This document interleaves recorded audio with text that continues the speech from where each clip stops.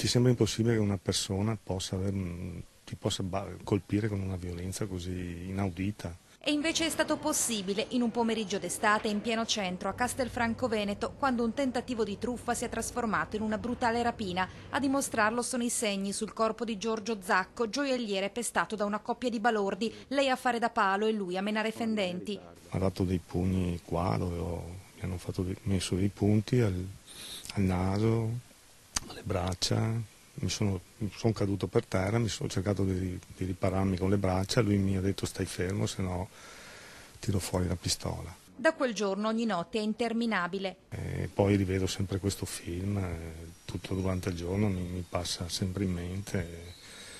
Ho pensato anche alla signora di Saronno, dopo, che lei poverina ci è rimasta secca. Incredulità, amarezza, rabbia. Uno va nel suo negozio per cercare di lavorare e ti arriva un deficiente e ti ammazza, perché io ho visto la morte in faccia, cioè mi ha colpito con una violenza inaudita.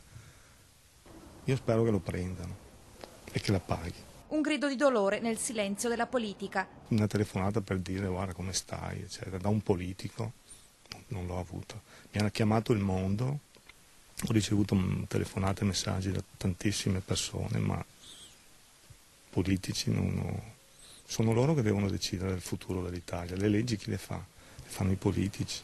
Ora resta solo una richiesta: giustizia. Non mi interessa mettergli le mani addosso, a me interesserebbe che questa persona si facesse i suoi anni, quello che il giudice deciderà di dargli, ma che li facesse dentro, in prigione, come merita.